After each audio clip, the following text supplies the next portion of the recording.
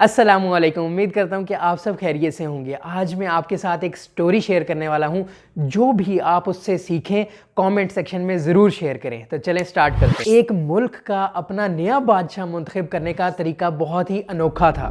وہ کیا کرتے تھے کہ سال کے اختتام پر جو بھی شخص اس ملک میں قدم رکھتا تھا وہ اس کو اپنا نیا بادشاہ منتخب کر لیتے تھے اور پرانے بادشاہ کو اٹھا کر علاقہ غیر میں پھینک آتے تھے۔ علاقہ غیر ایک ایسی جگہ تھی جہاں پر سانپ، بچھو، کیڑے مکوڑے اور خطرناک جانور تھے۔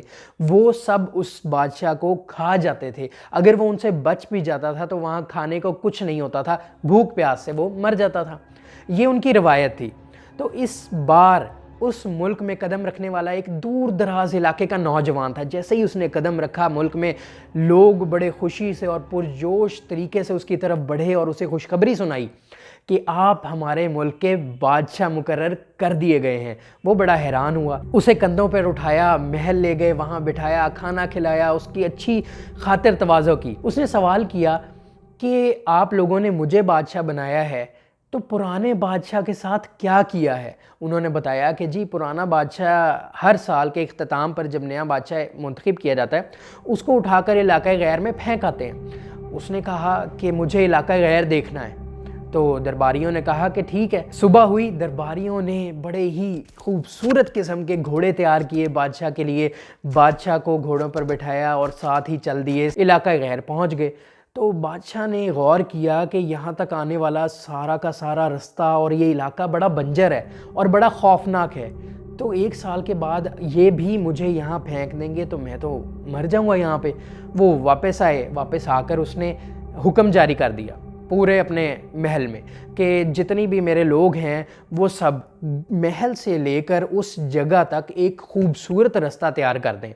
اس علاقہ غیر کے درمیان میں بالکل سینٹر میں ایک ایسا گھر تیار کریں جس میں کوئی بھی کمی نہ رہے، اور اس کے ارد گرد میں خوبصورت سرسبز باغ اور باغیچے لگا دیے جائیں، پھول رکھ دیے جائیں، بڑا زبردست علاقہ تیار کر دیا جائے اسے۔ کام شروع ہوا، چلتا رہا، وقت گزرتا رہا اور سال اپنے اختتام پر پہنچنے والا تھا، ساتھ ہی کام بھی مکمل ہو گیا۔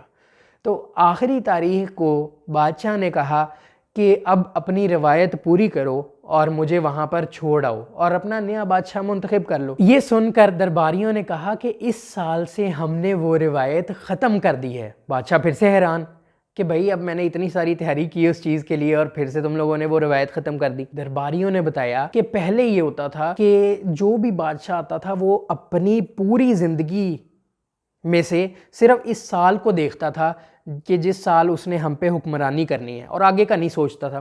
اسے بھی پتا ہوتا تھا کہ علاقہ غیر میں اسے پھینک آنا ہے، لیکن وہ پھر بھی 1 سال موج مستی میں گزار کے اور اس کی کوئی پلاننگ نہیں کرتا تھا اور مر جاتا تھا علاقہ غیر میں جا کے۔ آپ نے وقت سے پہلے آنے والے وقت کی تیاری کی، آپ نے وہ جگہ کو اپنے مطابق ڈھال لیا تاکہ آپ وہاں جا کر بھی زندگی بسر کر سکیں۔ تو یہ ایک عقل مند بادشاہ کی نشانی ہے، اور ہم چاہتے ہیں کہ ہمیں جیسے کہ آپ عقل مند بادشاہ مل گئے ہیں تو آپ ہم پر حکمرانی کریں۔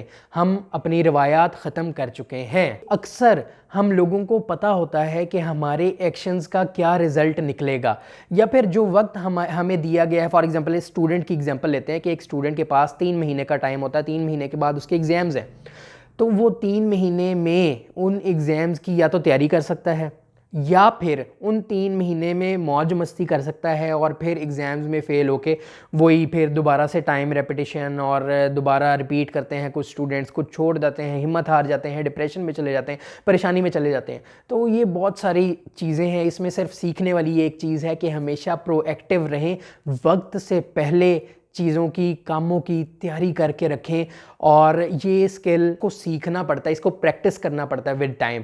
اس کو جتنا پریکٹس کریں گے، جتنا سیکھیں گے، اتنا ہی آپ بڑھتے چلے جائیں گے آگے لائف میں، اتنا آپ بہتر ہوتے چلے جائیں گے۔